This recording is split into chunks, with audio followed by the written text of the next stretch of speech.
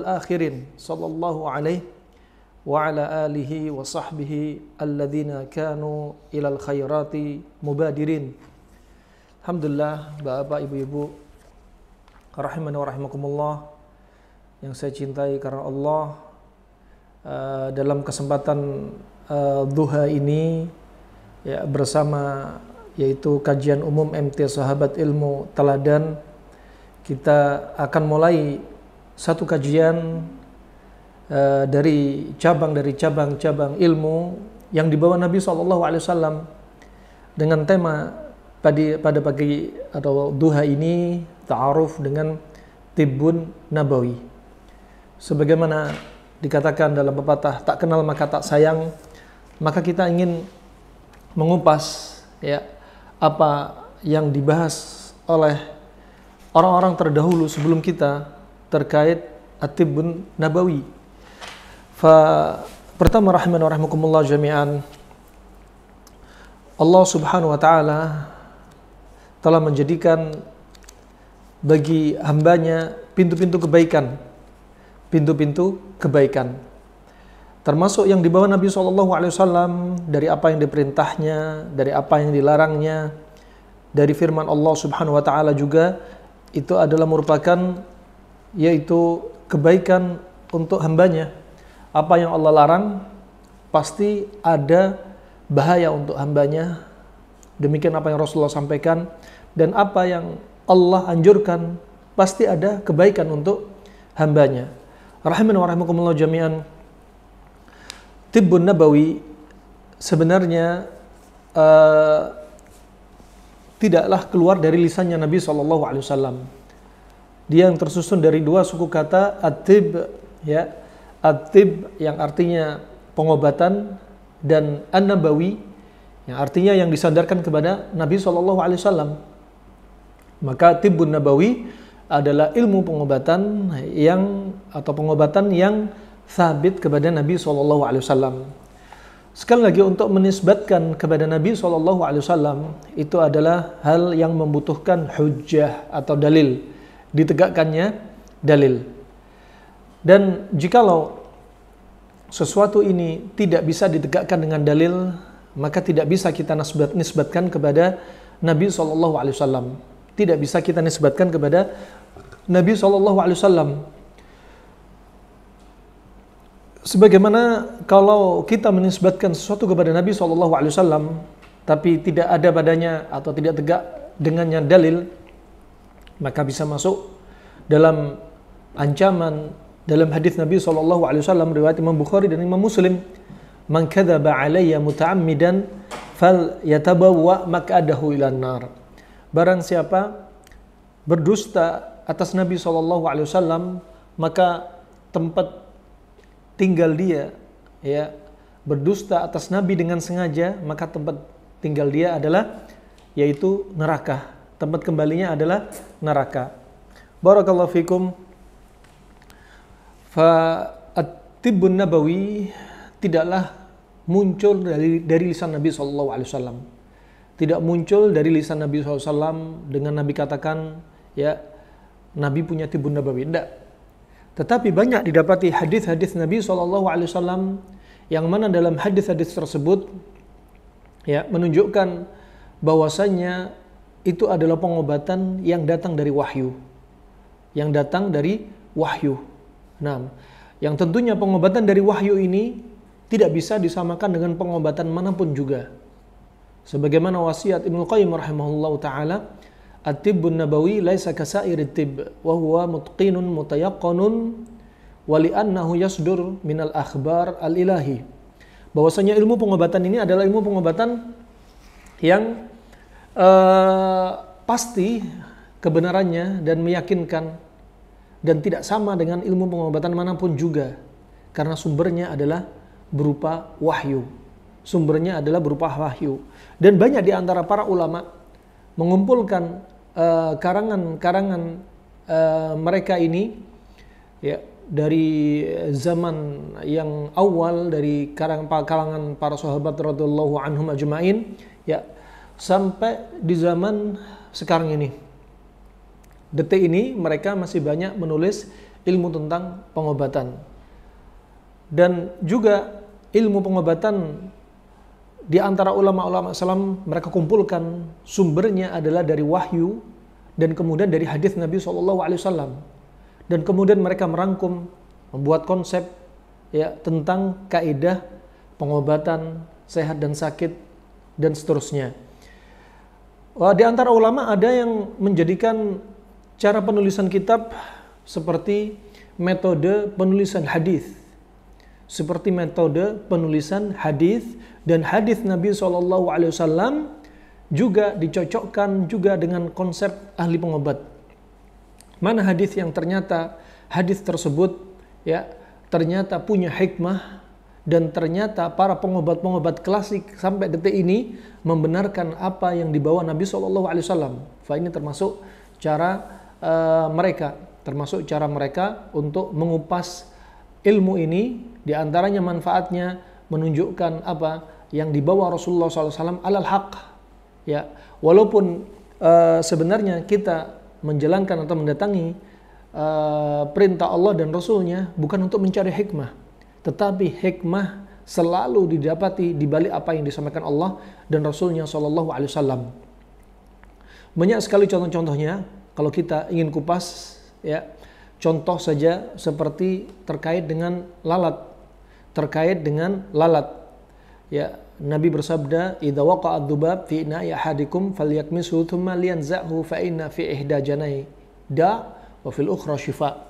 Ini juga sebagai dalil ya. Ini juga sebagai dalil bahwasanya apa yang disampaikan Nabi SAW dengan cara hadis, dan hadis-hadis itu hadis yang sahih, kemudian hadis tersebut sangat masuk akal untuk kemudian diteliti dan benar apa yang dibawa Nabi SAW.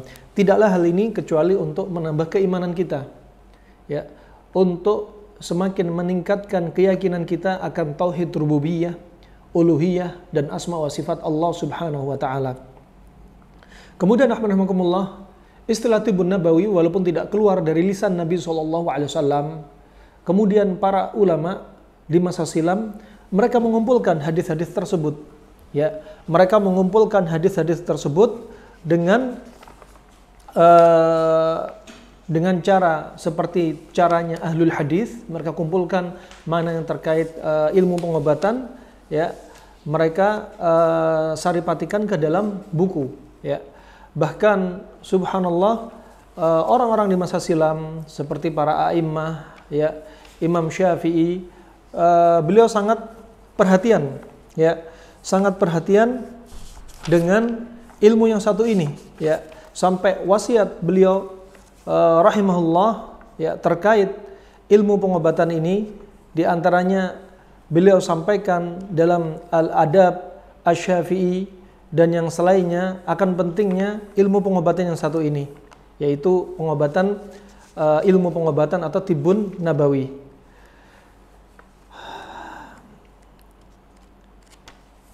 Di antara ucapan Imam Syafi'i rahimahullah, ya, la taskunanna fil bilad alladhi laysa fihi alim yuftik an dinik wa laysa fihi tabib yunbi'uka an maradhi jasadik, ya.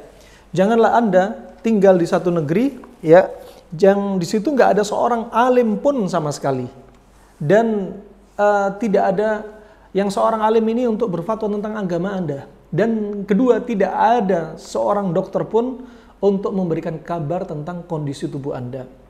Juga disebutkan dalam Al-Adab Asy-Syafi'i juga, ya, dalam Adab Asy-Syafi'i juga bahwasanya dari Rabi', dia mendengar Asy-Syafi'i berkata, al-ilm ilman, ilmul adyan al-fiqh wa ilmul adyan at-tib. Ilmu itu ada dua, ilmu agama tentang fikih dan ilmu badan yaitu tentang pengobatan. Tentang pengobatan. Juga disebutkan dari Al-Hasan bin Sufyan, dari Harmalah, dia berkata, kana Syafi'i yatalahaf ala ma dhayya'a al-muslimun min at-tibb. Dahulu Asy-Syafi'i sangat sedih, ya, dengan apa yang disia-siakan oleh kaum muslimin dari ilmu pengobatan. Kemudian berkata Syafi'i, dayya'u thuluthal ilm. Mereka telah menyia-nyiakan sepertiga dari ilmu. Wa wakaluhu ilal yahudi wan nasara. Dan mereka menyandarkan ilmu pengobatan ini kepada Yahudi dan Nasara, kepada Yahudi dan Nasara.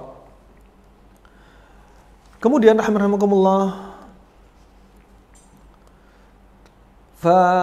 ilmu ini tidak bisa dilihat sebelah mata. Ilmu tentang pengobatan, ilmu tentang sehat, tentang sakit. Ya, walaupun kalau kita perhatikan Nabi SAW sebagaimana dalam sabdanya dalam riwayat Imam Muslim, al-mu'min al-qawi khairun wa ahabbu ilallah minal mu'min al-dhaif. Seorang mukmin, ya, seorang mukmin yang kuat lebih dicinta, paling dicinta dan paling baik di sisi Allah Subhanahu wa taala. Ya, siapa? Orang yang paling kuat dalam hal ini imannya.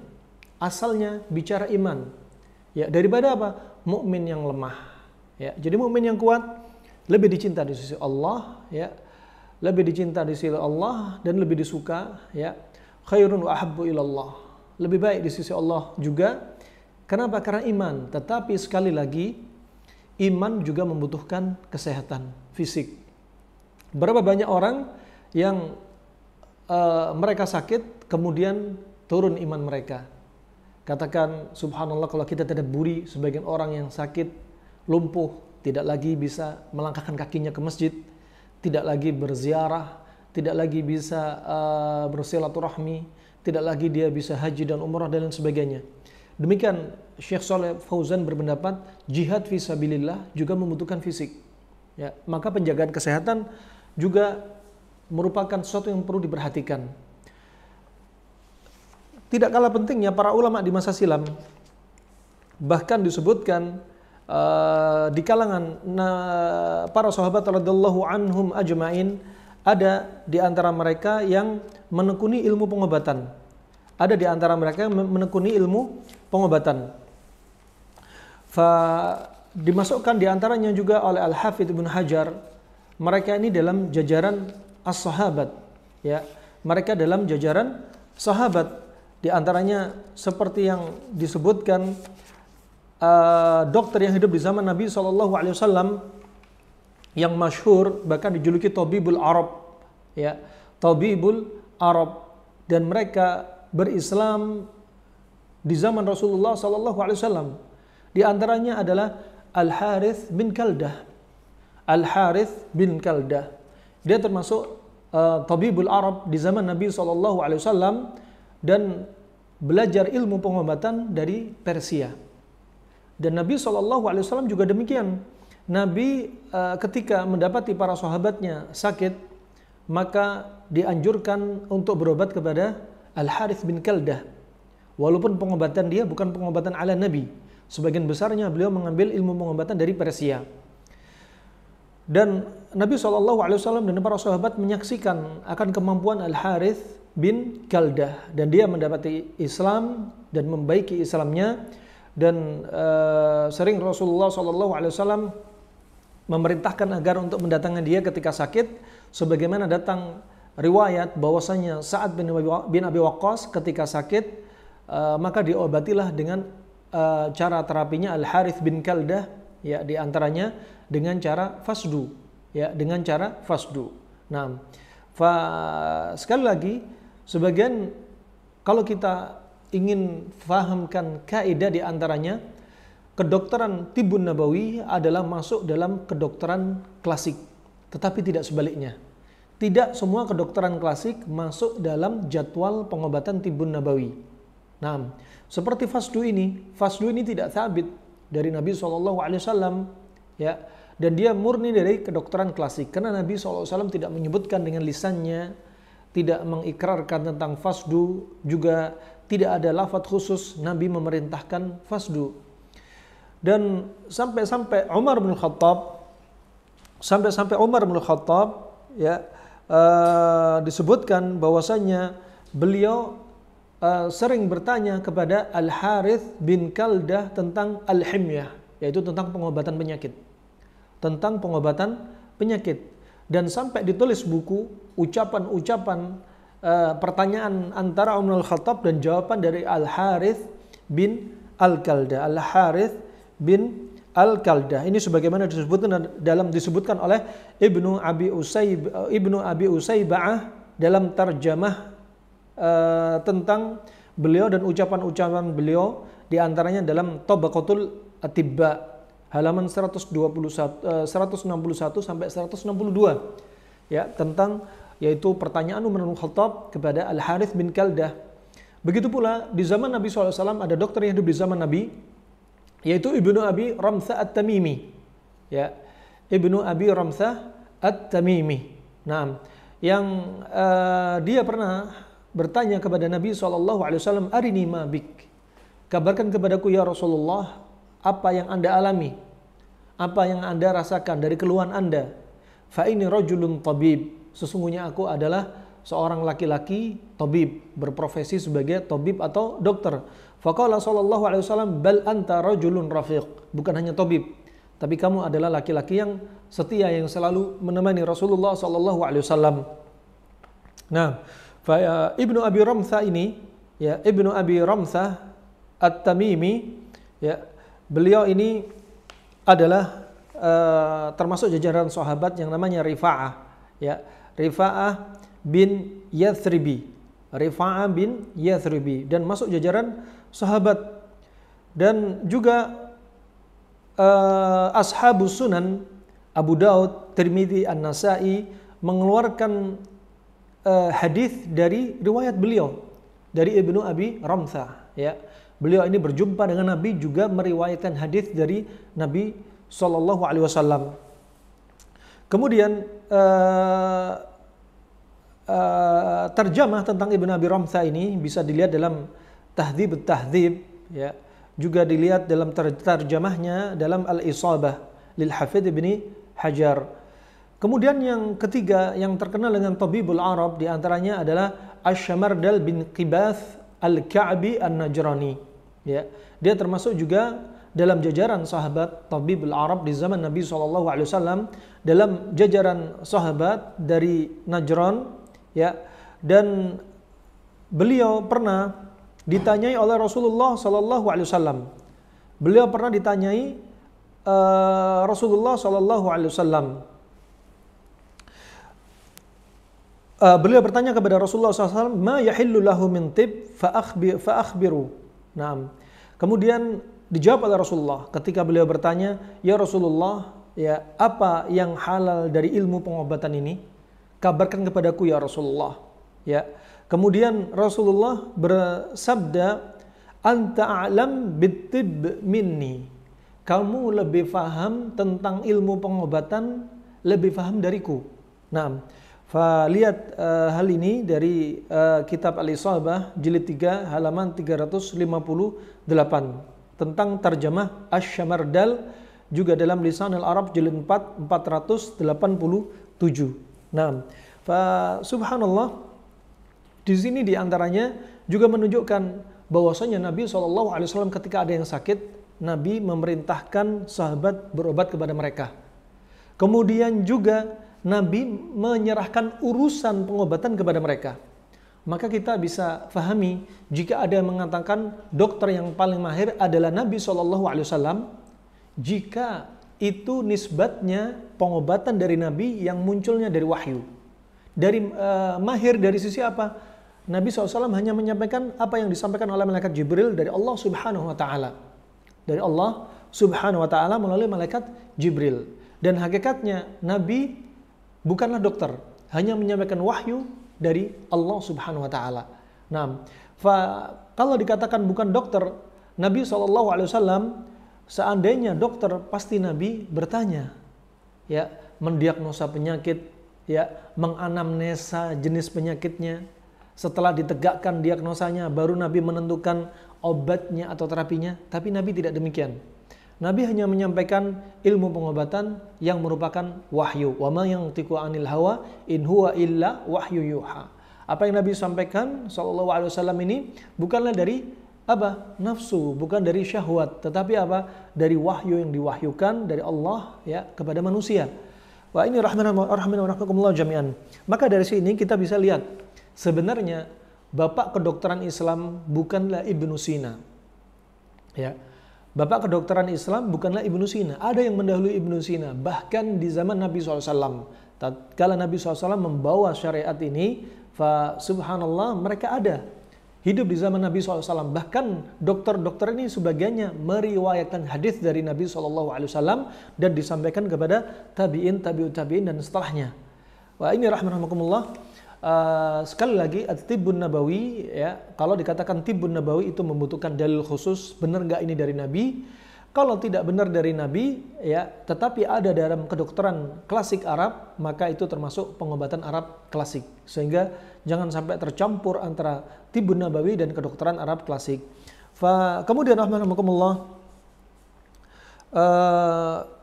sebagaimana kita sebutkan, ya, bahwasannya di sana para pendahulu selain dari sahabat radhiyallahu anhum ajma'in, ada juga setelahnya dan setelahnya. Di antaranya Imam Syafi'i juga mahir dalam ilmu pengobatan, dan juga mereka di antaranya para pendahulu kita juga meriwayatkan hadis dari Nabi SAW terkait atau terkhusus ilmu pengobatan. Terkhusus ilmu pengobatan seperti Imam Bukhari.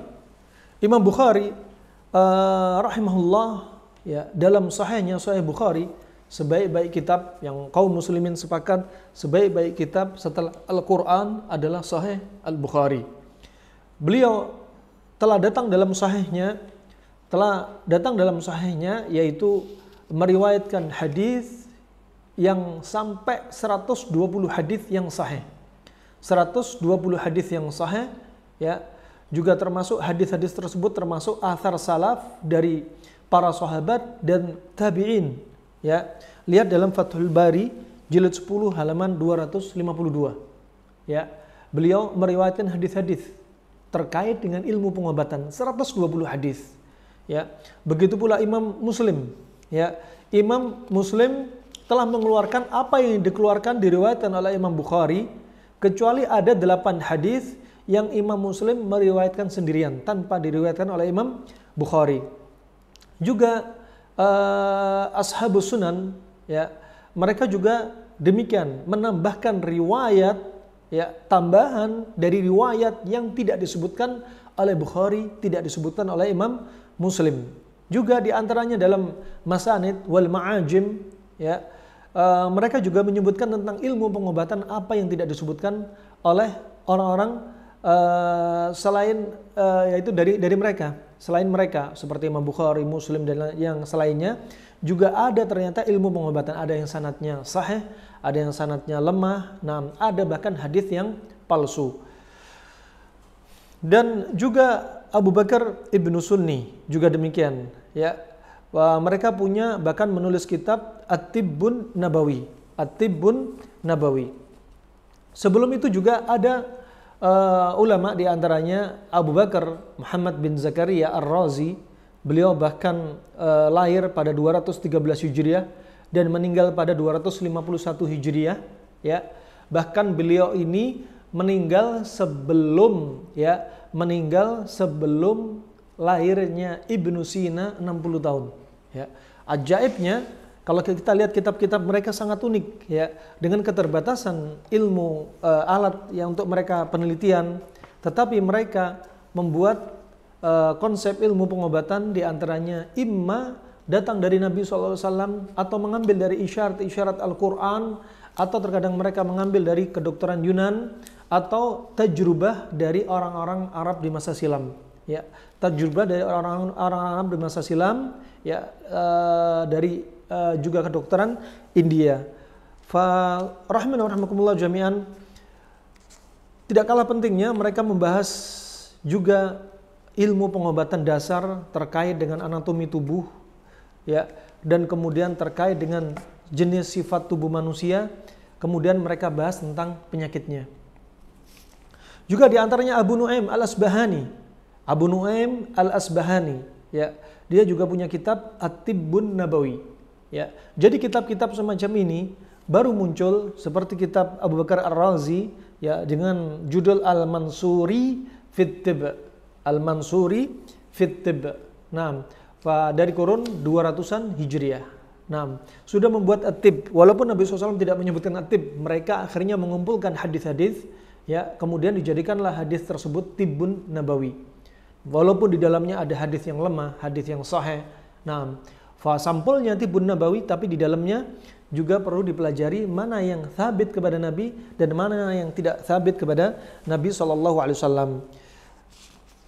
Juga diantaranya Ibnu Abi Asim punya kitab dengan judul Kitabut Tib wal Amrad, kitab pengobatan dan penyakit. Beliau termasuk ulama pada 287 Hijriah.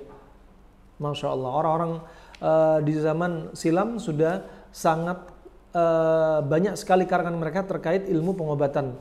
Juga diantaranya Abdul Latif Al-Baghdadi, ya. Juga Abdul Latif Al-Baghdadi punya karangan satu kitab dengan judul Qism Al-Arba'in At-Tibbiyah. Dinamakan Al-Arba'in At-Tibbiyah, dengan judul kitabnya Al-Arba'in At-Tibbiyah, yaitu terkait dengan 40 hadis yang hadis ini disyarah terkait dengan ilmu pengobatan.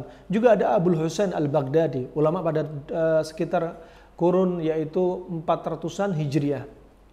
Juga diantaranya Ibnu Tarkhan Al-Hamawi, ya, Ibnu Tarkhan Al-Hamawi, beliau membuat kitab, ya, dengan judul Al-Ahkam An-Nabawiyah fi Sina'atit Tibbiyah, ya, yaitu Al-Ahkam An-Nabawiyah fi Sina'atit Tibbiyah, termasuk syarah dari arba'in haditsan mimma ittafaqa alaih syaikhan min al-ahadits al-warida fit tib, yaitu membahas 40 hadis yang termasuk hadis yang muttafaqun alaih dari Imam Bukhari, Imam Muslim. Juga ada kitab At-Tibb Nabawi dari Abu Ja'far Al-Mustaghfiri, ya, Abu Ja'far Al-Mustaghfiri, yaitu sekitar kurun 432 Hijriah, yaitu kurun keempat. Kemudian juga diantaranya Abdul Malik bin Habib dalam kitabnya At-Tibb Nabawi, ya, dalam kitabnya At-Tibb Nabawi. Juga Abu Husain Ali bin Musa Ar-Ridha, ya, dia juga punya kitab yaitu Al-Ahadits An-Nabawiyah Al-Warida fit Tibb, yaitu hadis-hadis yang sahih, ya, tentang ilmu pengobatan. Juga Muhammad bin Ibrahim bin Musa'id Al-Ansari punya kitab Tibbun Nabawi, ya. Juga Ibnul Jauzi juga punya kitab tentang ilmu pengobatan juga. Tibbun Nabawi lil Maqdisi Al-Hambali. Juga Tibbun Nabawi li Dhiya'idin Al-Maqdisi Abi Abdullah Muhammad bin Abdul Wahid Ahmad Al-Maqdisi Al-Hambali, yang beliau meninggal pada kurun 643 Hijriah. Juga Tibbun Nabawi lil Habib An-Naisaburi juga Tibbun Nabawi li Muhammad As-Safti atau As-Sifti Az-Zaini, ya. Juga diantaranya beliau sebutkan di sini bahwasanya dalam kitab beliau sekitar 100 lembar dan sampai detik ini masih ada 100 halaman tersebut bicara tentang ilmu pengobatan. Kemudian At-Tibb Nabawi li Ibnul Qayyim. Adapun Ibnul Qayyim sebenarnya tidak menulis kitab khusus Tibbun Nabawi, tetapi kitab tersebut diambil dari Zadul Ma'ad fi Hadi Khairil Ibad. Begitu pula At-Tibb Nabawi lidz-Dzahabi, juga Imam Ad-Dzahabi. Juga Tibbun Nabawi lil Qastalani, ya. Beliau juga punya kitab tentang ilmu pengobatan. Dan yang berikutnya yang paling ajib, dikumpulkan kitab-kitab yang sudah kita sebutkan tadi oleh Jalaluddin As-Suyuti, ya. Beliau termasuk yang paling banyak mengumpulkan atau meriwayatkan hadis-hadis dari Nabi SAW dari para pengarang kitab At-Tibbun Nabawi dari yang sebelum dia sampai zaman dia. Nah, di antaranya Al-Minhaj As-Sawi wal Minhal Ar-Rawi fi Tibbin Nabawi, dengan cara gaya tulisan beliau menyebutkan hadis, ya. Kemudian juga ilmu ahli pengobat disebutkan atau menyimpulkan apa yang disebutkan Nabi SAW, hikmah di balik itu semua dirinci oleh As-Suyuti rahimallahu taala. Ini rahman wa rahmakumullah jami'an. Fa zaman keemasan dari Tibbun Nabawi, ya, mulai banyak bermunculan kitab-kitab Tibbun Nabawi, di antaranya tatkala munculnya khilafah, yaitu khilafah Harun Ar-Rasyid dan anaknya Al-Ma'mun, ya. Itu adalah masa-masa emas di mana ilmu-ilmu itu betul-betul dikumpulkan. Ilmu itu dikumpulkan, dan zaman mereka sangat perhatian dengan yaitu para ulama, ya, sangat perhatian dengan para ulama dan memberikan semangat kepada para ulama untuk menyebarkan ilmu, adab dan cabang-cabang ilmu, ya, termasuk ilmu terkait ilmu pengobatan, ya.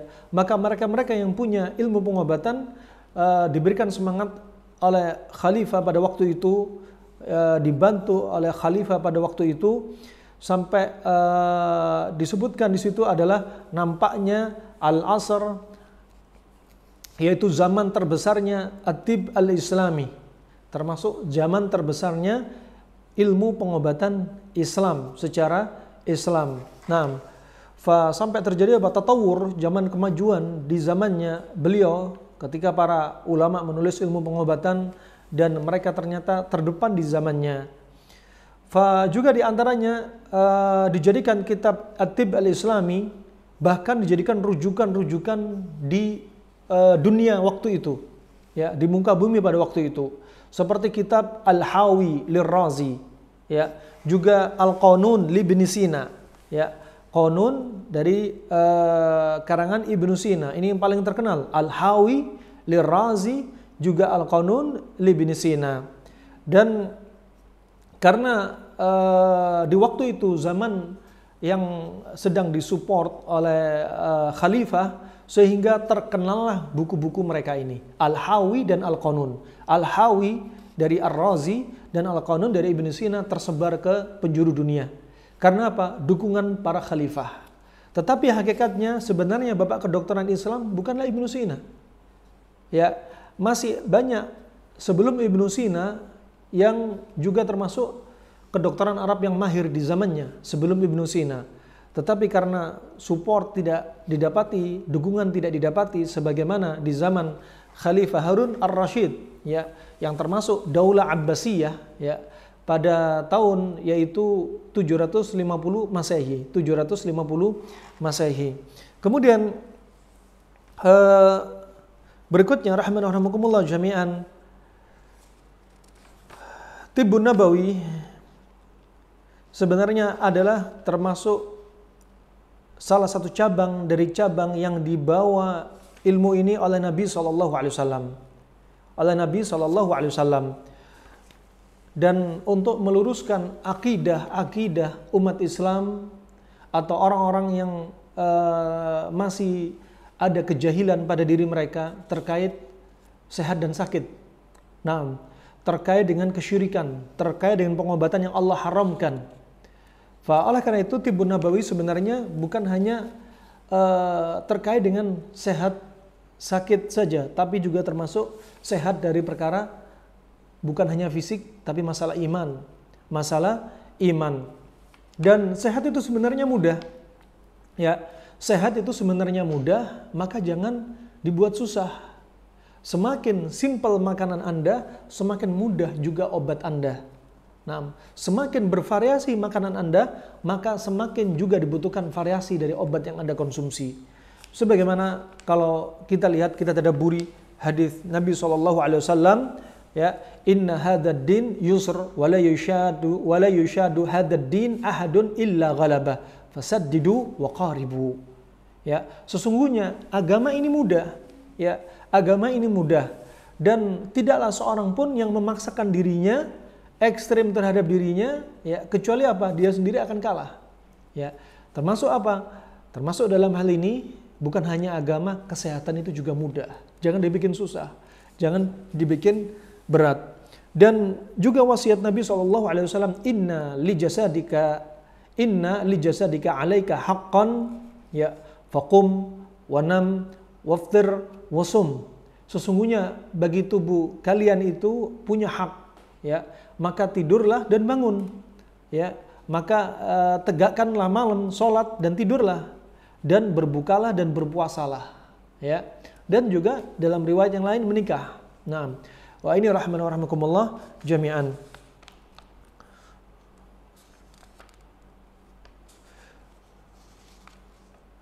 Kemudian rahmanakumullah, adapun pengobatan-pengobatan silam dengan pengobatan-pengobatan yang menyimpang dari masa-masa jahiliyah, ya, disebutkan oleh para ulama bahwasanya mereka melakukan pengobatan-pengobatan yang jauh dari Islam. Di antaranya sebagaimana yang disebutkan kisah-kisah di masa silam, ya, orang-orang Israiliyun, pengobatan mereka di masa silam, kalau ada orang yang sakit, mereka bawa ke pendeta-pendeta atau tokoh-tokoh agama mereka, kemudian dibawa ke tempat ibadah mereka. Nah, dan mereka sebenarnya tidak tahu ilmu pengobatan. Ya, mereka tidak tahu ilmu pengobatan, hanya dibawa ke tempat ibadah mereka dan didoakan oleh tokoh-tokoh mereka. Dan di balik itu mereka nggak punya ilmu. Nah, wah ini termasuk kejahilan. Hal lain halnya dengan Islam, ya, memasrahkan amanat kepada ahlinya, antu addul amanati ila ahliha. Yaitu memasrahkan amanat kepada ahlinya, termasuk orang yang sakit amanatnya dibawa kepada tabib atau dokter yang mereka memang mempelajari ilmu pengobatan. Juga di antaranya apa yang disebutkan tentang kisah jahiliyah, seperti ketika ada musim wabah, ya, ketika ada musim wabah, agar mereka terjauh dari dampak wabah, ya, sebagaimana dikatakan inna rajula al-marid idza khafa al-waba nahaqa nahiqal himar, ya. Kalau ada musim wabah, kemudian dia biar nggak kena wabah, maka apa yang dia lakukan? Dia meringkik seperti ringkikan keledai. Maka ini jelas kejahilan, khurafat, ya, yang ada sebelum zaman Nabi SAW, yang ada sebelum zaman Nabi SAW. Wah, ini termasuk menggunakan khurafat, juga sihir, ya, dan ini kebiasaan orang-orang di masa silam, ya, tidak terlepas ilmu pengobatan terkait dengan sihir dan perdukunan. Kemudian juga di antaranya adapun kedokteran Romawi, orang-orang Romawi, ya, bahwasannya mereka melakukan pengobatan dengan yaitu air kemih atau air kencing, ya, air kencing dari air kencing hewan. Fa ini adalah pengobatan di masa jahiliyah yang diambil oleh orang-orang Arab, ya. Satu-satunya kencing yang boleh diminum hanya kencing onta, sebagaimana sabit dari Nabi SAW. Kemudian rahmanakumullah, terkait juga Tibbun Nabawi ini untuk meluruskan apa yang terjadi dari masa-masa jahiliyah, seperti mereka menggunakan jimat, ya, agar tidak sakit menggunakan jimat, atau memindahkan penyakit kepada hewan, ya, dan ini terjadi juga di masa silam. Atau mereka juga kadang menggunakan pengobatan-pengobatan yang menggantungkan diri kepada selain Allah Subhanahu wa taala, seperti berobat kepada para dukun. Di zaman kita katakan berobat kepada orang pintar. Hakikatnya sebenarnya caranya yang digunakan adalah cara yaitu bertawakal kepada selain Allah Subhanahu wa taala dan isti'anah kepada selain Allah Subhanahu wa taala, yang merupakan kesyirikan. Nah, kemudian rahmanakumullah jami'an, disebutkan dalam sekian banyak kitab ulama al-qudama menunjukkan bahwasanya Islam punya perhatian besar terkait dengan kesehatan. Ya, Islam punya perhatian besar terkait dunia kesehatan. Bagaimana tidak, banyak disebutkan ayat-ayat ya yang menunjukkan bahwasanya Islam sangat perhatian ya untuk menjaga kesehatan, untuk menjaga dirinya dari malapetaka ya, dan juga diantaranya untuk menghilangkan atau membersihkan apa yang ada di dalam tubuh kita ya, baik kotoran dan dosa, kotoran dari sisi hissi ataupun maknawi. Contohnya juga diantaranya Allah berfirman, wala taqtulu anfusakum, jangan bunuh diri kalian. Ini menunjukkan apa? Islam sangat perhatian dengan sesuatu yang mencelakakan diri agar dijauhkan dari apa? Dari manusia. Juga Allah berfirman, faman kana minkum maridhan aw ala safarin fa iddatun min ayyamin ukhar. Di sini Allah tidak menginginkan orang yang sakit atau orang dalam keadaan safar untuk tetap puasa. Tentunya jika memberatkan diri dia. Safar di zaman Nabi tidak seperti safar di zaman kita. Nah, jika seseorang tetap puasa ya dalam keadaan dia sakit atau dia safar, khawatir akan mencelakakan diri dia, semakin parah kondisinya. Nah, kemudian rahimahumullah jami'an, juga diantaranya firman Allah Subhanahu Wa Taala menunjukkan perhatian, yaitu perhatian tentang Islam ini ya terkait dengan syariat terkait wudhu ya.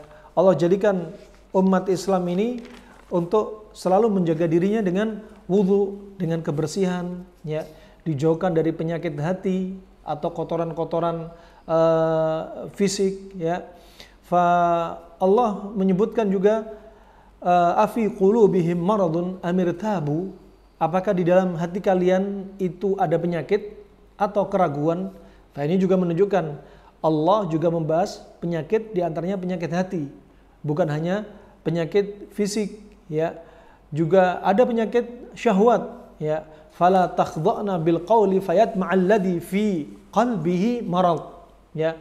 Maka kaum wanita jangan rendahkan suara mereka, jangan lembutkan suara mereka sampai apa? Sampai akhirnya menguasai hati kaum laki-laki yang berpenyakit. Wah, ini diantaranya penyakit syahwat ya. Ada munafik, nifak dalam hati, ada syahwat dalam hati, ada juga penyakit badan sebagaimana Allah sebutkan, laisa 'alal a'ma haraju wala 'alal a'raji haraju wala 'alal maridhi haraj ya. Tidak ada dosa bagi mereka orang-orang yang buta, mereka orang-orang yang pincang, mereka orang-orang yang sakit. Allah juga sebutkan di sini. Kemudian rahmatullah, Allah Subhanahu wa taala juga sebutkan, mengisyaratkan bahwasanya di dalam Al-Qur'an ya ada disebutkan penyakit, juga ada disebutkan obat. Ya. Sebagaimana dalam firman-Nya, yaitu dalam surat Yunus ayat 57, qad ja'atkum mau'idhatum mir rabbikum wa shifaa'un lima fis sudur, wa shifaa'un lima fis sudur. Telah datang kepada kalian mau'idhah ya, nasihat dari Allah Subhanahu wa taala, dan dia juga sebagai obat bagi hati. Ya, obat bagi hati. Al-Qur'an bukan hanya obat untuk kasus orang yang terkena masalah jin, tapi juga termasuk obat bagi hati sekaligus bagi fisik. Ya, bagi hati sekaligus bagi fisik. Wa nunazzilu minal Qur'ani ma huwa syifa wa rahmatun lil mu'minin ya. Dan kami turunkan Al-Qur'an ini, yang ada pada Al-Qur'an itu adalah ada padanya obat dan rahmat bagi orang-orang yang beriman. Kemudian rahmatullah, belum lagi hadis Nabi SAW yang menunjukkan bahwasanya Islam ini punya perhatian besar tentang yaitu hamba Allah Subhanahu wa taala dan umatnya Nabi Muhammad SAW. Di antaranya makanya Nabi sebutkan at-tuhur syatrul iman, bahwasanya bersuci itu bagian dari iman. Lewat Imam Muslim ya, bagian dari iman. Fas ini menunjukkan bahwasanya kebersihan dianjurkan dalam Islam. Ya, juga Allah sebutkan, Nabi SAW sebutkan, la yabulanna ahadukum fil ma'id da'im thumma yaktasilu minhu. Ya, Nabi sebutkan janganlah seorang muslim, ya, janganlah seorang dari kalian itu apa? Buang air kecil, ya, di air yang tergenang kemudian mandi pada air tersebut. Ini jelas bimbingan Islam. Ya, Islam tidak menginginkan air dikencingin kemudian dia mandi dari air yang tergenang tersebut, ya.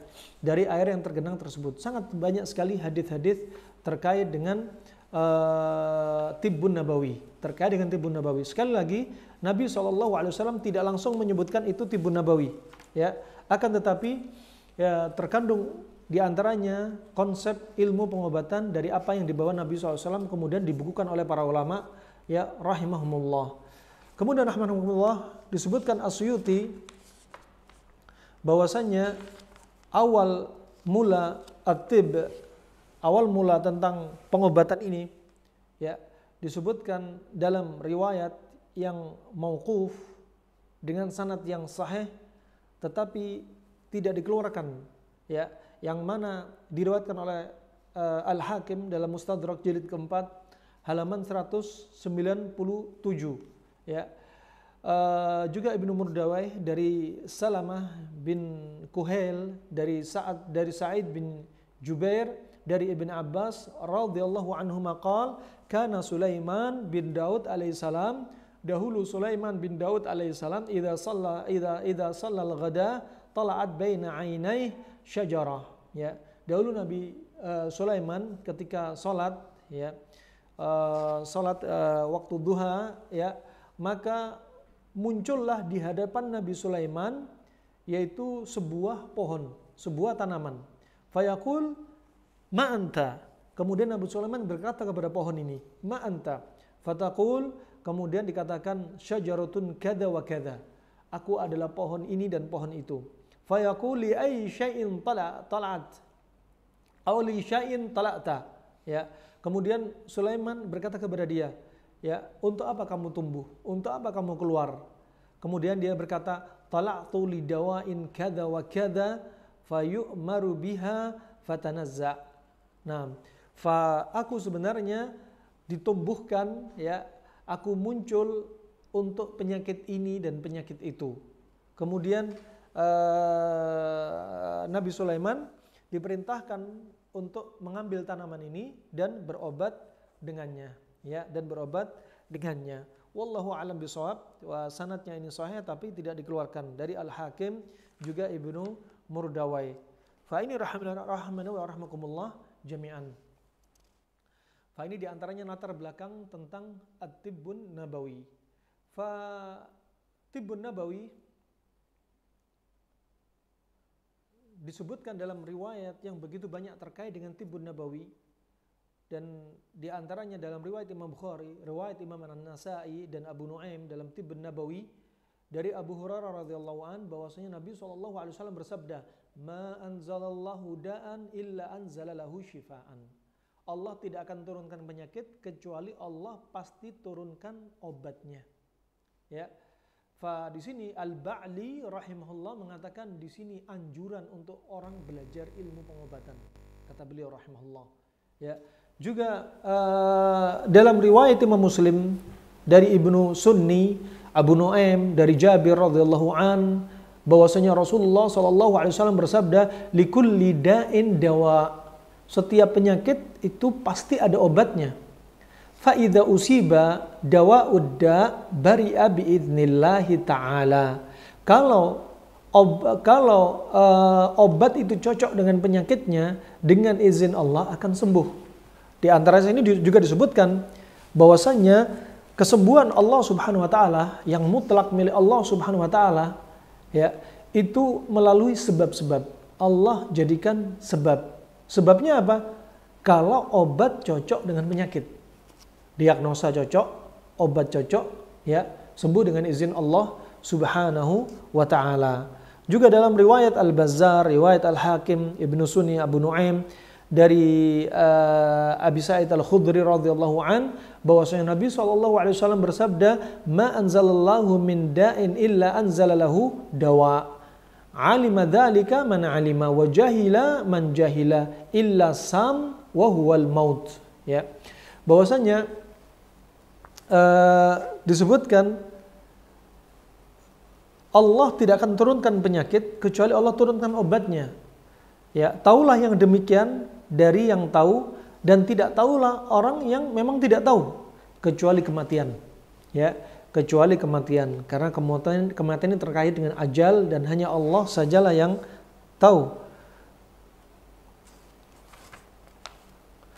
Dan kemudian rahimakumullah, Nabi SAW sebagaimana diriwayatkan dari Abu Daud, At-Tirmidzi, Al-Hakim, ya, dan disahihkan oleh Al-Hakim, juga diriwayatkan oleh An-Nasai, Ibnu Majah, Ibnu Sunni, Abu Nuaim dari Usama bin Syarik radhiyallahu an qala ya Rasulullah hal alaina min junah alla natadawa, ya Rasulullah, ketika sahabat ini bertanya, ya, apakah kami yaitu bersalah, ya, apakah kami berdosa ya Rasulullah, ya, bolehkah kami ini berobat, ya, apakah kami nggak usah berobat saja atau kami berobat? Kemudian Rasulullah SAW bersabda, tadawaw ibadallah fa innallaha lam yadha' da'an illa wada'a lahu dawa'an ghairu da'in wahidin al-haram. Ya, berobatlah wahai hamba-hamba Allah Subhanahu wa taala, karena Allah tidaklah meletakkan penyakit kecuali Allah letakkan obatnya juga, kecuali apa? Satu obat diantaranya al-haram, ya, kecuali satu penyakit diantaranya yaitu al-haram. Al-haram maksudnya yaitu apa? Tua rentah. Maka di sini disebutkan, berarti dari sini kita tahu dua penyakit yang memang nggak ada obatnya, yaitu penyakit kematian dan apa? Penuaan. Ini nggak ada obatnya. Nah, dua hal ini nggak ada obatnya. Tadi disebutkan dalam riwayat sebelumnya bahwasanya apa? Illa sam wa huwal maut, kecuali kematian. Kematian ini nggak ada obatnya. Dan dalam riwayat ini disebutkan ghairu da'in wahidin al-haram, ya, kecuali satu penyakit yaitu al-haram. Fa kematian dan penuaan betul-betul penyakit yang nggak ada obatnya. Kemudian rahimakumullah, di sini menunjukkan anjuran dari Nabi SAW untuk seorang itu berobat, ya, untuk seseorang itu berobat. Tentunya apa? Berobat kepada ahlinya, dan ahlinya nggak mungkin jadi ahli kecuali apa? Melalui proses pembelajaran, melalui proses pembelajaran. Nah, makanya Nabi bersabda, man tatabbaba walam yu'lam minhu at-tib min qabl fahuwa dhamin. Ya, barang siapa yang, ya, praktek pengobatan atau sok jadi praktisi atau sok jadi dokter, sok jadi pengobat, sok jadi terapis, sok jadi herbalis, padahal dia nggak pernah belajar ilmu pengobatan, jika ada apa-apa, maka apa? Dia dhamin, dia sebagai penebus, dia yang menebus apa yang terjadi dari malprakteknya.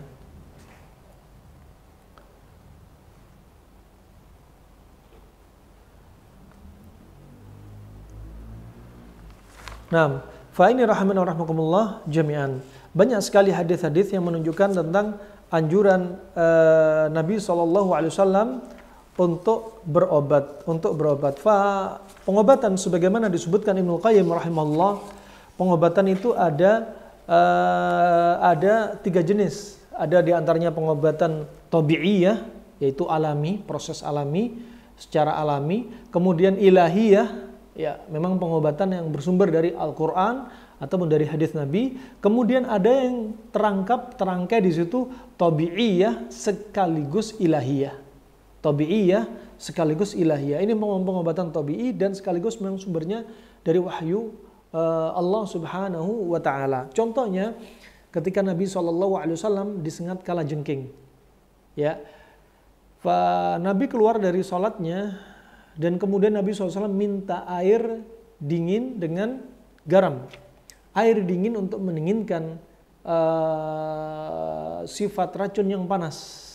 Dan garam untuk mengikat racun yang sudah masuk di dalam tubuh. Ini termasuk apa? Tabi'i. Kemudian yang ilahi, kemudian Nabi memegang lokasi atau daerah sakitnya sambil Nabi membaca Al-Ikhlas, Al-Falaq dan An-Nas.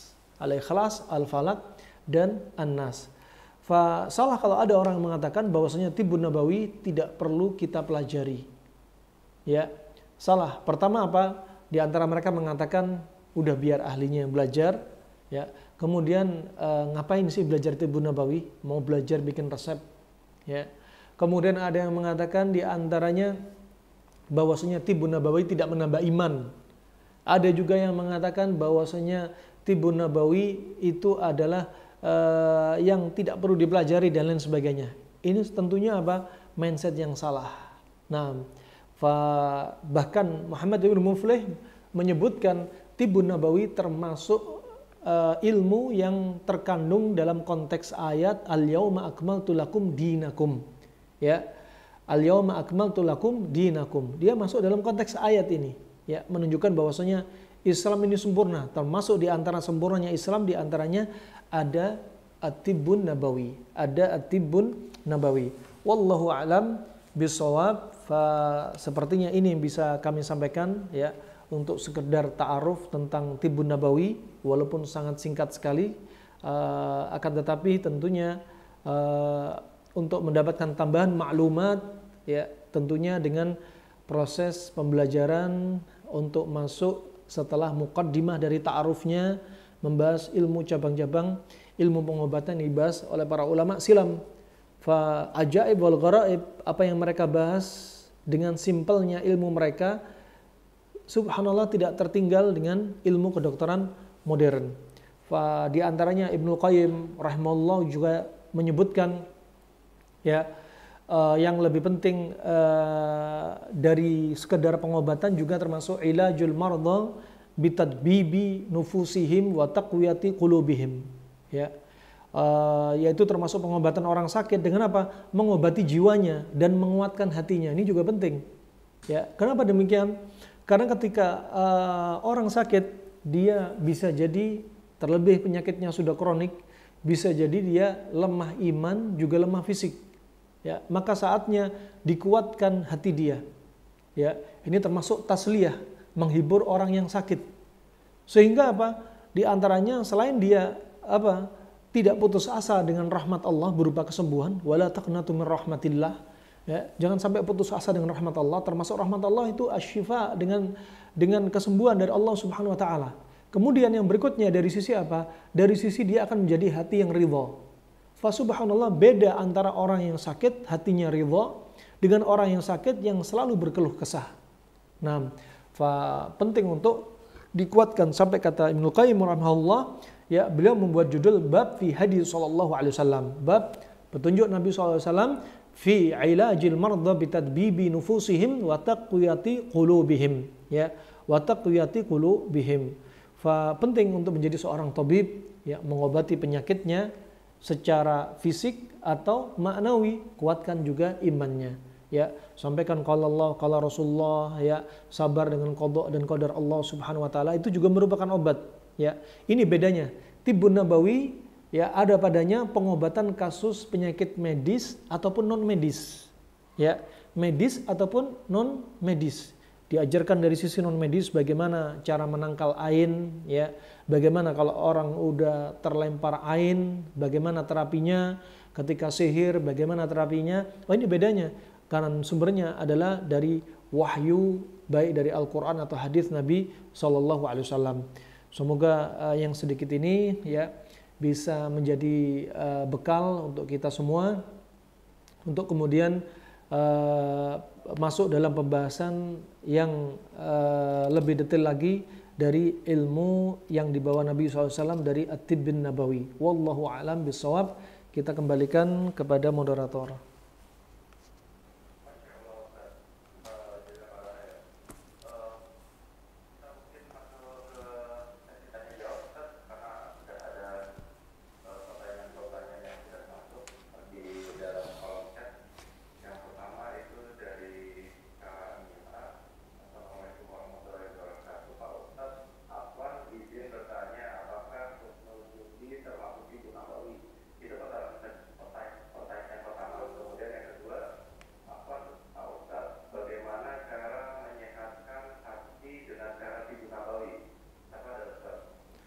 Kita pakai papan tulis ya.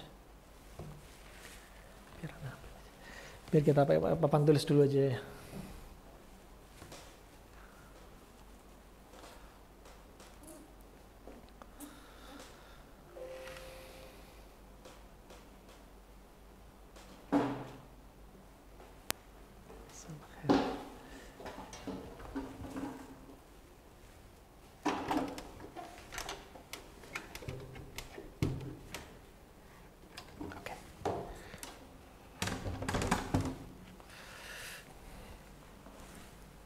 Pertanyaan yang sangat bagus ya. Jazakallahu khair atas pertanyaannya ya. Pertanyaannya, apakah ghusl hindi termasuk tibbun nabawi? Jawabannya iya, termasuk tibbun nabawi ya. Dalam sekian banyak riwayat, di antaranya riwayat Imam Bukhari, Imam Muslim. Imam Bukhari, Imam Muslim. Hadis Nabi SAW ya, alaikum bihadza al-ud al-hindi fa inna fihi sab'ah ashfiyah minha dhatul janb. Ini riwayat Bukhari wa Muslim. Riwayat Imam Bukhari wa Muslim. Taib. Kemudian riwayat menyendiri dari Imam Muslim. Riwayat Imam menyendiri dari riwayat Imam Bukhari. Di antaranya setelah disebutkan hadis ini, disebutkan yang lainnya al-udhrah. Al-udhrah. Nah, al-udhrah. Enggak mengganggu. Taib. Taib ya, coba perhatikan di sini. Hendaknya Anda menggunakan ya alaik bi, ini artinya bisa apa? Iltazimu. Ya, gunakanlah dan sering konsumsi. Ya, sering konsumsi. Apa? Dengan ghusl hindi, al-ud al-hindi. Alaika bihadza. Hendaknya sering gunakan. Alaika bihadza al-ud al-hindi. Al-ud al-hindi, al-ud itu kayu, yaitu ghusl hindi. Ya. Ghusl hindi maksudnya itu. Ghusl hindi. Ya. Jadi ada ghusl hindi, ini, ada ghusl hindi, ada ghusl bahri. Ada dua. Bedanya apa? Kalau ghusl hindi, ya, ada yang mengatakan ghusl hindi itu diambil dari India di zaman silam, di zaman Nabi SAW. Ya, dan sebelum Nabi, mereka itu mengambil dari jalur darat, masuk ke Arab dari jalur darat. Adapun ghusl bahri masuk dari jalur laut, ya penamaannya. Wallahu a'lam bishawab. Alhasil ini sama-sama jenis dari kayu, dari India. Nah, ghusl hindi ini bedanya warnanya lebih condong ke arah coklat, Sedangkan ghusl bahri lebih condong ke arah terang.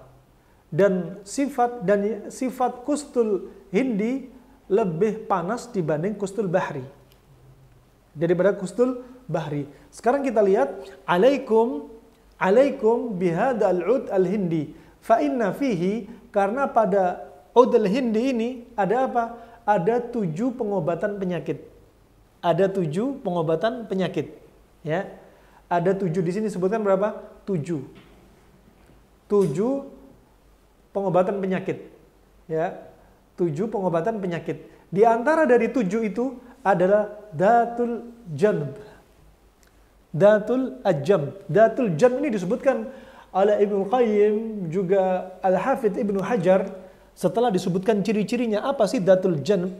Ya, cocok dengan ilmu kedokteran modern zaman sekarang ini, yaitu dinamakan apa? Kalau zaman kedokteran sekarang namanya pleuritis. Infeksi pada selaput paru-paru. Datul janb. Infeksi pada selaput paru-paru. Nah, kemudian dalam riwayat Imam Bukhari menyendiri disebutkan al-udhrah. Ini berarti yang kedua. Al-udhrah. Kalau tadi datul jarb, kemudian al-udhrah. Al-udhrah semacam masalah pada tenggorokan. Ya, masalah pada tenggorokan. Seperti apa? Katakan seperti tonsilitis. Ini masuk al-udhrah. Kemudian apa? Faringitis masuk al-udhrah. Amandel juga masuk al-udhrah. Berarti sisanya yang 5, ini sudah 2 disebutkan. Sisa yang 5, Anda sendirilah yang mencari. Apa aja yang masuk dalam kategori 5 dari tersisa dari apa yang disebutkan Nabi, pengobatan dari 7 penyakit. Taib. Kemudian datul jarb sendiri, ya. Datul jarb tadi disebutkan di sini. Datul jarb itu dibagi menjadi 2. Ya, kita hapus dulu. Ya. Kita hapus. Kita berarti sudah tahu hadisnya di sini sahih dari Nabi SAW tentang apa? Datul jarb. Ya. Tentang datul jarb. Ya. Sekarang datul jarb dibagi oleh para ulama, yaitu Al-Hafidz Ibnu Hajar dan Ibnu Qayyim, ada 2. Al-haqiqi. Hakiki itu hakikatnya, sama ghairul haqiqi. Ya, atau bukan hakikat. Al-haqiqi di sini adalah yang kita sebutkan tadi, yaitu apa? Yaitu pleuritis atau datul jarb betulan, ya, atau datul jarb al-hakiki, ya, pleuritis. Kemudian yang bukan hakiki, adalah termasuk apa? Kata beliau, yang gejalanya mirip sama hakiki. Apa aja gejalanya yang mirip hakiki? Contoh, kata beliau disebutkan ada 5 gejala yang mirip al-hakiki. Atau koha, ya, batuk atau sual. Kemudian yang kelima apa? Dhiq tanafus, sesak nafas. Subhanallah. Nah, ini termasuk apa? 5 ini termasuk gejala yang mirip pleuritis. Masuk di sini datul jarb ghairu hakiki, COVID bisa masuk sini. Makanya dulu yang lagi viral di masa-masa COVID, Kustul Hindi sangat viral di zamannya. Kustul Hindi sangat viral di zamannya. Dan COVID bisa masuk datul jarb ghairu hakiki. Bisa menggunakan Kustul Hindi walaupun kita tanpa menisbatkan obatnya COVID dari Nabi adalah Kustul Hindi. Tanpa nisbat. Kenapa? Karena ini termasuk ghairu hakiki. Kalau disebutkan Nabi yang hakiki masuk pleuritis. Ya, nah, itu jawaban dari pertanyaan yang pertama. Bagaimana cara menyehatkan hati dengan cara Tibbun Nabawi? Wah, ajib.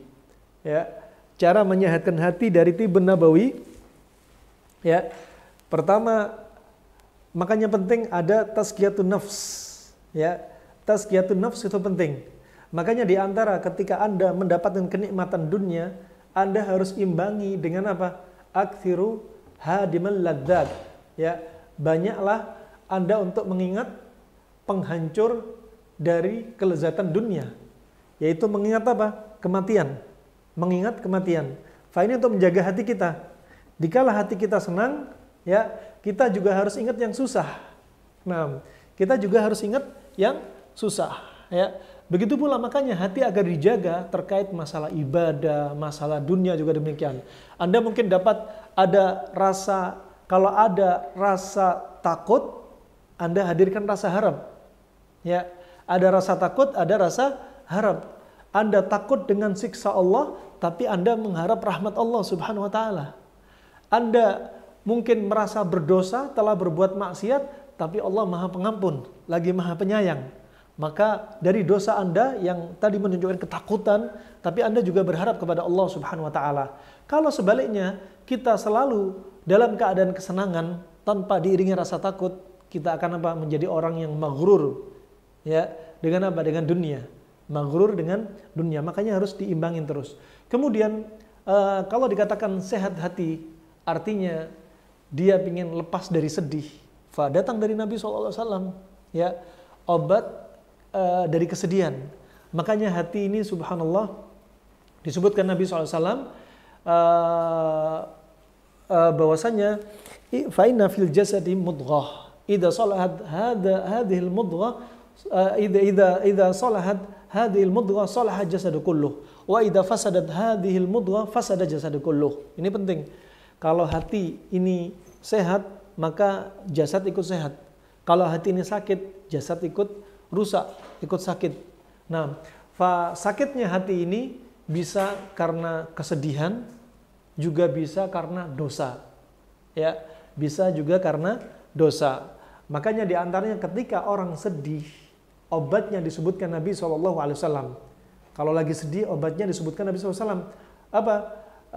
Dalam hadis riwayat Imam Muslim dari Jabir bin Abdullah, at-talbinatu mujimmatun lil fuadi tudhibu li ba'dil huzni. Nah, kata Rasulullah, at-talbina, tepung gandum, ya, itu merilekskan jiwa dan menghilangkan sebagian rasa sedih. Ini resep yang bisa dikonsumsi, resep bisa dimakan. Ya, dengan apa? Tepung gandum. Nih resepnya hati yang bisa dimakan. Adapun yang nggak bisa dimakan, tapi dengan zikir diajarkan Nabi SAW. Diantaranya apa? Sebagaimana Nabi berkata, ya, Nabi berkata kalau resepnya resep berupa zikir, diantaranya apa? Ya Bilal, aqimis salah, arihna biha. Ya Bilal, ayo tegakkan sholat. Hati ini tenang kalau kita sholat. Nih, kalau lagi sedih, sholat. Ya. Kemudian juga obatnya kalau dari sisi maknawi banyak zikir. La ilaha illa anta subhanaka inni kuntu minadh dhalimin. La ilaha illa anta, ya, subhanaka inni kuntu minadh dhalimin. Ini juga ada zikirnya. Juga di antara dia diajarkan Nabi SAW, Allahumma rahmataka arju, ya, Allahumma rahmataka arju, dan seterusnya. Wala takilni ila nafsi tarfata ainin wa aslih li sya'ni kulla la ilaha illa ant. Ketika sedih, doa-doa kesedihan dibaca, ya. Kemudian apa? Mindset. Nih mindset juga penting ketika sedih.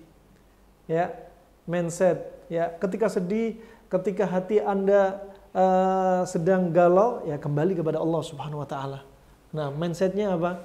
Nih, kalau Anda difitnah, Anda ada masalah rumah tangga, Anda ada dicoba dengan cobaan apapun, ya, semua itu miliknya Allah Subhanahu wa taala, ya. Allah akan ganti dengan yang lebih baik. Wallahu a'lam bishawab. Insyaallah itu saja jawaban ringkas, ya.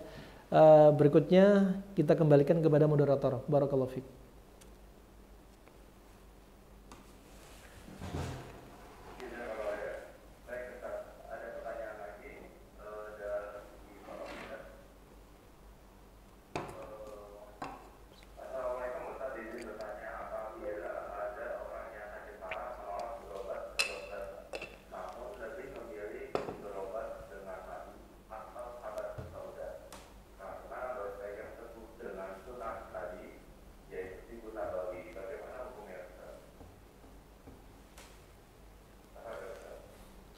Baik, barakallahu fiik.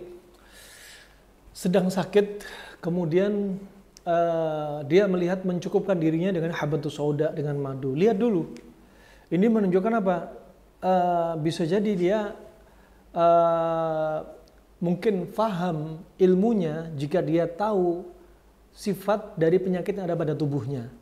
Tapi jika dia menyimpulkan seperti ini tapi tidak tahu sifat pada tubuhnya, maka termasuk kesalahan. Ya, termasuk kesalahan. Contoh, ya, kita lihat habatus sauda. Habatus sauda. Ya, ini madu. Ya. Fa habatus sauda sifatnya panas kering. Madu sifatnya panas lembab awal, atau ada yang mengatakan hangat. Baik. Kalau kita lihat dalam konsep panas dingin, kalau orang berobat habatus sauda dan madu saja, sedangkan dia punya penyakit panas, maka ini adalah kesalahan. Ya, sangat tidak tepat sekali. Penyakitnya panas, kasih habatus sauda. Ya, jadinya apa? Panas ketemu panas akan semakin panas. Ya, jadinya panas ketemu panas, penyakitnya panas, kemudian herbalnya panas. Hasilnya apa? Bisa jadi tambah panas. ya bisa jadi tambah panas. Kecuali kalau dia punya penyakit, katakan punya penyakit, dia konsumsi habatus sauda dan madu, dan dia punya penyakit sifatnya dingin. Contoh apa? Vertigo, ya, atau asma, atau rematik. Silahkan, tidak mengapa jika Anda pakai seperti ini. Nah, tapi kalau Anda salah konsep, maka apa? Akan semakin memperparah kondisi tubuh Anda. Ya, habatus sauda sebagaimana dikatakan Nabi SAW, alaikum bihadi al-habbatis sauda fa innaha dawa likulli da' illa sam. Hendaknya Anda sering mengkonsumsi al-habbatis sauda, ya, karena dia obat segala macam penyakit kecuali kematian. Kemudian disebutkan Ibnu Qayyim, ya, di sini sebenarnya ada fikih tibbun nabawi. Habatus sauda obat segala macam penyakit, tapi apa? Yang sifatnya dingin. Yang sifatnya dingin. Ini kata Ibnu Qayyim rahimallahu taala. Makanya yang kita pahami ketika Nabi SAW mendapati orang yang demam, Nabi tidak menganjurkan orang yang demam untuk konsumsi habatus sauda. Padahal Nabi sudah bersabda, hendaknya sering konsumsi habatus sauda, dia obat segala macam penyakit kecuali kematian. Kenapa pada orang demam tapi Nabi tidak berikan habatus sauda? Tapi Nabi anjurkan abriduhu bil ma fa innahu min fayhi jahannam. Dinginkan dengan air karena dia termasuk dari hembusan jahanam, ya. Ini menunjukkan, katanya Ibnu Qayyim, di antaranya apa? Karena habatus sauda sifatnya panas, demam sifatnya panas. Ya, makanya Nabi menganjurkan untuk mendinginkan dengan air. Wallahu a'lam bishawab.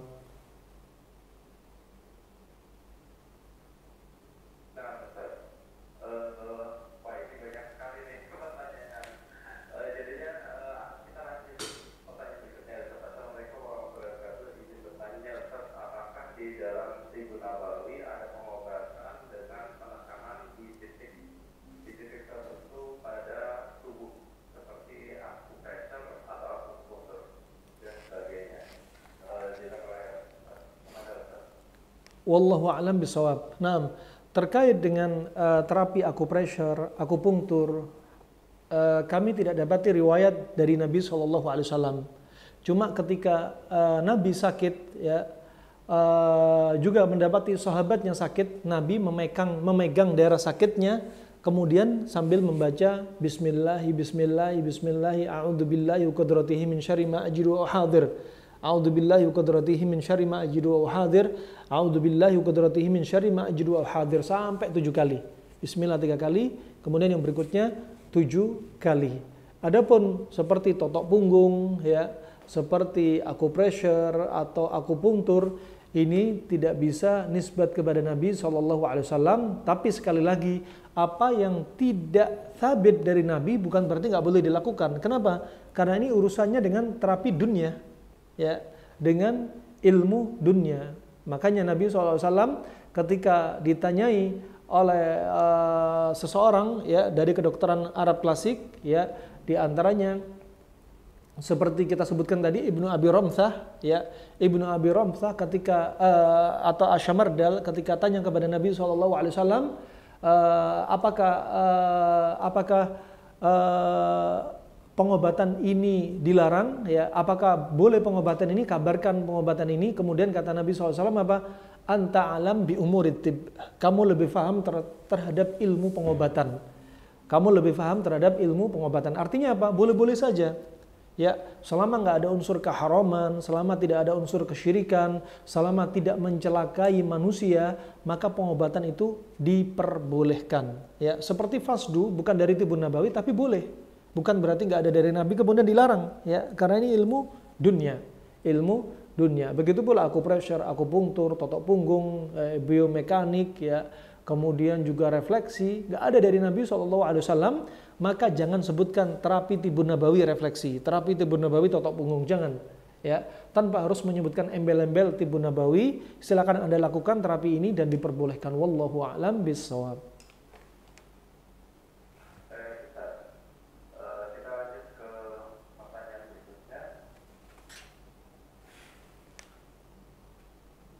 Nah, tafadhal.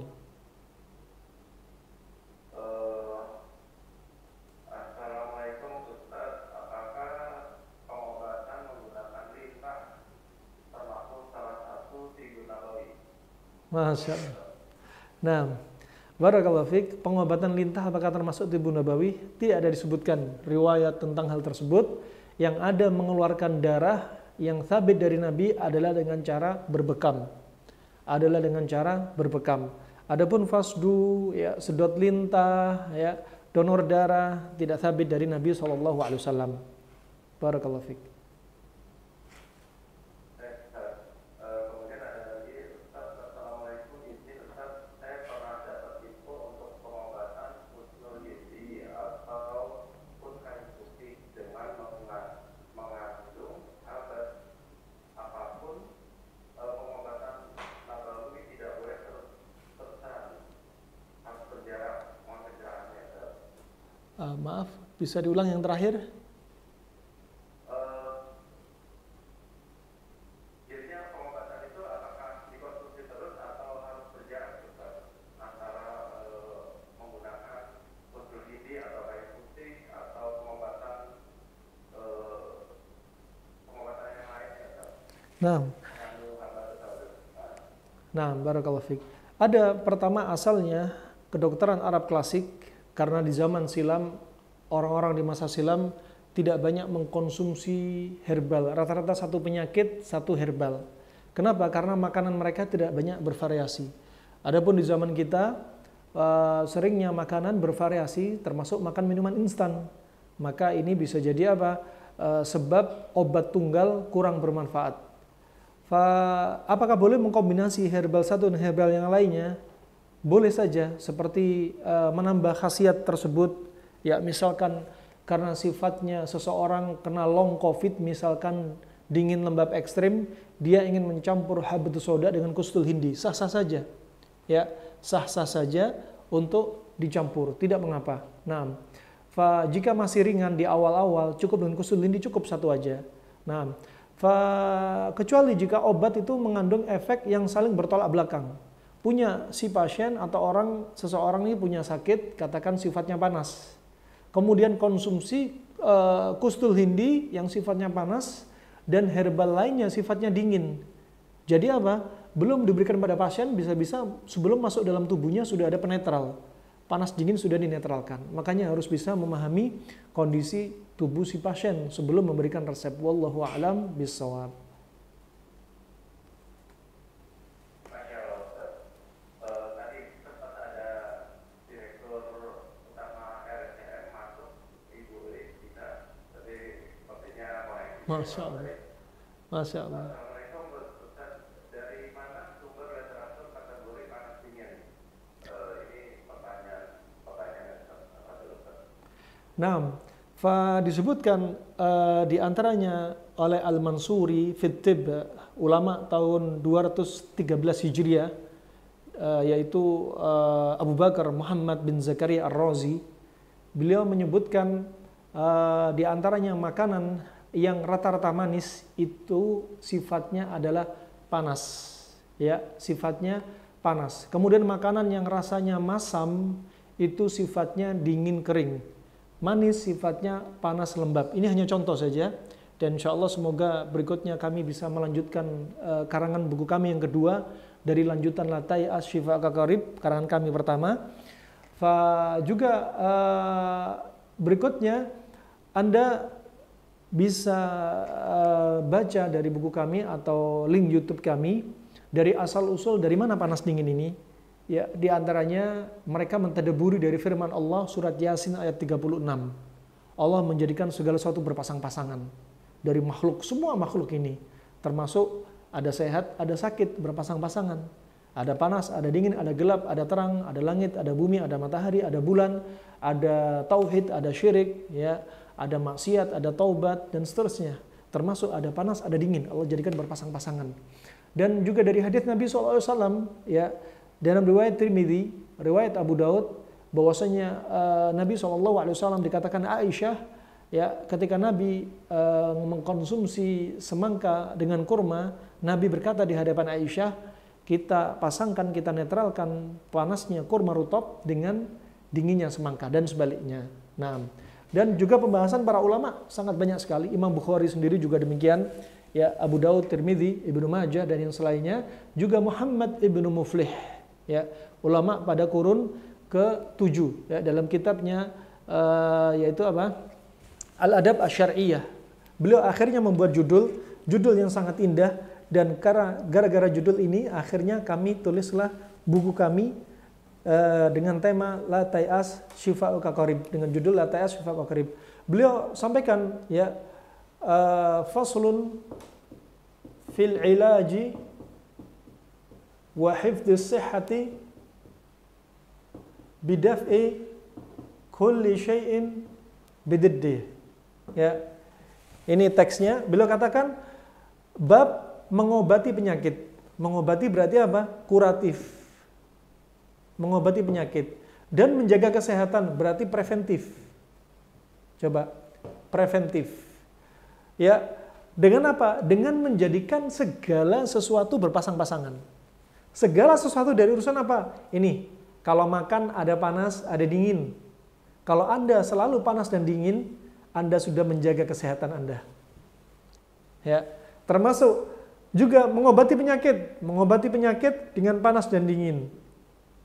Kalau ada penyakit sifatnya panas, kasih makanan minuman sifatnya dingin. Sangat simpel sekali. Nah, wallahu a'lam bishawab.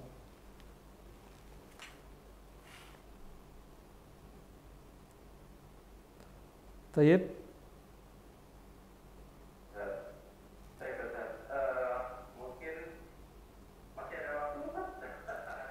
Mungkin 5 menit lagi aja ya. Atau 5 menit atau 5 menit lah insya Allah. Mungkin kakak-kakak ada yang mau bertanya secara langsung, bisa live chat, atau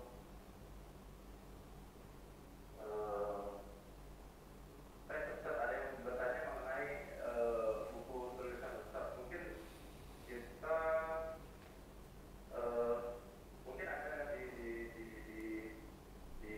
apa namanya di Instagram Ustaz Abdul Ramadhani, mohon info di Instagram dan Facebooknya. Nah, barakallahu fiik. Nah, tafadhal yang masuk grup kami, ada grup WA namanya Muslim Next Generation. Nah, grup Muslim Next Generation, kemudian ada juga Facebooknya Abdurrahman Dhani, juga ada Instagramnya Abdurrahman Dhani Official, silahkan. Juga ada link YouTube-nya Abdurrahman Dhani Official. Buku kami sementara kami masih menulis 1 buku saja. Fa insyaallah semoga setelah ini bisa melanjutkan tulisan buku kedua. Ya, buku pertama kita bicara tentang konsep dasar panas dingin. Alhamdulillah kata pengantarnya Bapak Profesor Dr. Ahmad Sugih. Ya, beliau sudah usia 83 tahun. Ya, beliau termasuk dokter, profesor, SPGK, SPGM, ya, termasuk pernah menjabat Ketua Ahli Gizi se-Indonesia. Beliaulah yang mensupport kami untuk menuliskan, mencantumkan teori kedokteran klasik, kemudian juga makanan yang sering dikonsumsi Nabi, dan kemudian dikombinasi dengan masukan-masukan dari Bapak Profesor Dr. Ahmad Sugih. Wallahu a'lam bishawab. Semoga bermanfaat aja untuk kaum muslimin pada khususnya dan umat manusia pada umumnya.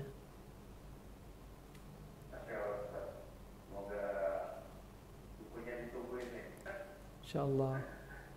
Iya, insyaallah kita minggu depan kakak-kakak semuanya kita akan ikut kajian lagi di Majelis Sahabat Ilmu Teladan dengan materi Ustaz Jazli tanggal 22 Oktober 2022. Jazakallah khair Ustaz Abdul Rahman Dhani.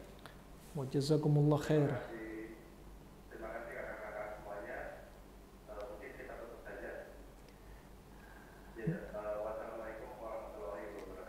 Waalaikumsalam warahmatullahi wabarakatuh. Subhanakallah. Donasi dakwah Muslim Next Generation di nomor rekening 720 888 5884. Konfirmasi donasi di 0858 1666 1792. Mari bersama